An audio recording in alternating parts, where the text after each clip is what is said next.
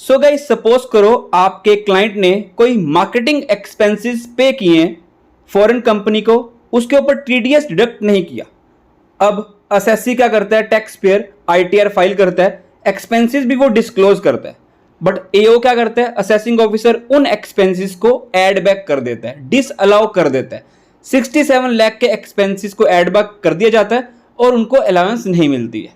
अब case CIT appeal के पास भी जाता है, आईटीएटी के पास भी जाता है, बट केस असेसी के फेवर में निकलता है कि टीडीएस डिडक्ट नहीं होना था। तो आखिर क्या कंडीशंस थी, क्या उन्होंने मीट किया कि जिसके बेसिस पर उन्होंने फाइट की और उनके फेवर में डिसीजन निकला। सो केस काफी रेलेवेंट रहने वाला है गाइस। अगर आप चैनल पे नए आए तो चैनल को सब्सक्राइब कर लो, बेल बटन को प्रेस कर लो और वीडियो को लाइक करना मत भूलना, बिकॉज आपका एक लाइक गाइस हमें काफी मोटिवेट करता है ऐसी वीडियोस अपडेट्स टाइमली शेयर करने में। So let's get started. Facts पे चलते हैं। असेसी कौन था? Messrs Lenskart solution private limited. उन्होंने इनकम टैक्स रिटर्न फाइल की थी। असेसिंग ऑफिसर ने क्या किया, ऑर्डर पास किया 143 सबसेक्शन 3 का इनकम टैक्स एक्ट में और एड बैक कर दिए ₹67 लाख, जो कि उन्होंने अपने एज अ एक्सपेंस दिखाया था। एड बैक क्यों किया कि आपने टीडीएस डिडक्ट नहीं किया। पेमेंट किस चीज की थी? मार्केटिंग एक्सपेंस की थी। पेमेंट किसको की थी? फेसबुक आयरलैंड इंक को पेमेंट की थी। अब इन एडिशंस के अगेंस्ट जो एओ ने ऑर्डर निकाला है, लेंसकार्ट जो कि असेसी है, उन्होंने क्या किया, अपील फाइल की before commissioner of income tax, CIT appeal. अब सीआईटी अपील क्या करता है, उन्होंने असेसी के फेवर में डिसीजन निकाला, उन्होंने अपील अलाउ कर दी और बोल दिया कि इस एक्सपेंस के ऊपर, मार्केटिंग एक्सपेंस के ऊपर टीडीएस नहीं कटेगा। अब रेवेन्यू डिपार्टमेंट चुप तो बैठेगा नहीं। रेवेन्यू डिपार्टमेंट ने क्या किया, फाइल की appeal against the order of CIT appeal before the ITAT. अब समझने की बात है कि ऐसा डिसीजन कैसे निकला।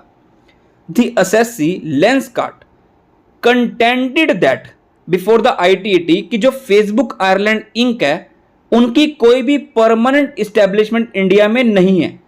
और अगर आप मेरी पुरानी वीडियोस रेफर करते हो तो आपको समझ में आ गया होगा कि हम परमानेंट इस्टेब्लिशमेंट कब देखते हैं, क्योंकि अगर इंटरेस्ट की पेमेंट कर रहे हो, रॉयल्टी की पेमेंट कर रहे हो, फी फॉर टेक्निकल सर्विस की पेमेंट कर रहे हो, तो इनके ऊपर तो टीडीएस कटना ही है।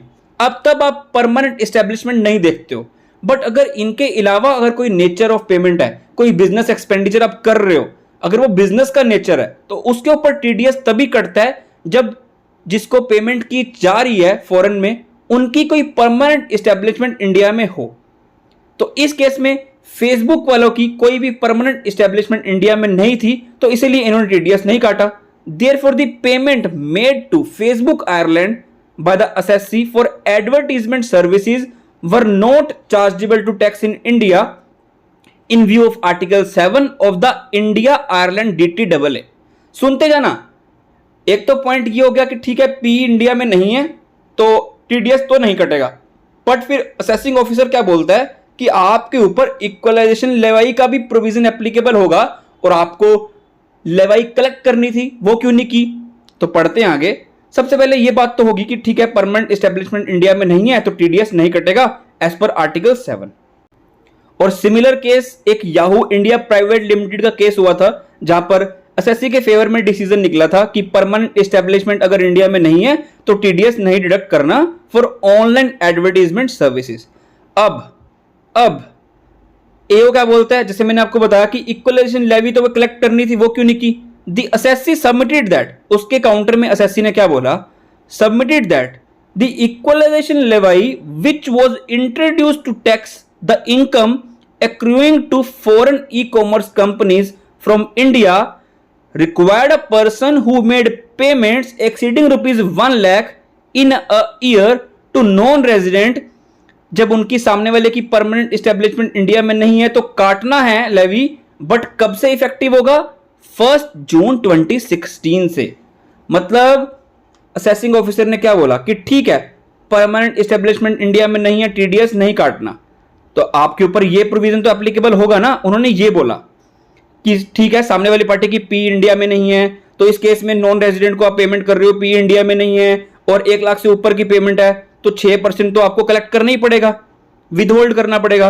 बट ये प्रोविजन एप्लीकेबल कब से था? 1 जून 16 से। और उससे जो प्रायर पेमेंट होंगी for the online advertisement services, were not subject to reduction of tax at source, उस पर ये एप्लीकेबल नहीं हो रहा। The ITAT observed that CIT appeal while considering the appeal of the assessee has held that DTAA between India and Ireland provides that कि अगर foreign party की income को आपके इंडिया में टैक्सेबल करना है तो उस केस में उनका परमानेंट एस्टेब्लिशमेंट इंडिया में होना चाहिए। अब फेसबुक आयरलैंड का कोई परमानेंट एस्टेब्लिशमेंट इंडिया में नहीं है, वो रेजिडेंट किस चीज के है, आयरलैंड के है। TRC सर्टिफिकेट चेक कर लिया गया है, वो आयरलैंड के रेजिडेंट है टैक्सेशन पर्पस के लिए, तो इसलिए कोई भी TDS डिडक्ट नहीं करना है और इक्वलाइजेशन लेवी भी एप्लीकेबल अभी नहीं है। CIT appeal therefore concluded that there was no liability to deduct tax on payment made by Lenskart for advertising services to Facebook Ireland Inc. The ITAT ruled that there was no reason to take a contrary view against the conclusions made by CIT appeal, because इस बार CIT appeal ने बिल्कुल relevant facts को pick किया, तो ITAT ने क्या किया, dismiss कर दी अपील जो कि फाइल की थी रेवेन्यू डिपार्टमेंट ने, और असेसी के फेवर में डिसीजन निकल गया। जो भी एड बैक किया था उसे अलाउ कर दिया गया। सो केस टाइटल आपके सामने है, ये मैं डाउनलोड करके शेयर कर दूंगा अपने टेलीग्राम में, उसका लिंक डिस्क्रिप्शन बॉक्स में है, वहां जाके समझोगे तो डिफिकल्ट होगा, हमने इजी लैंग्वेज में डिस्कस कर लिया है। सो वीडियो में कुछ भी अच्छा लगा तो लाइक शेयर करना मत भूलना। Till then goodbye and thank you so much.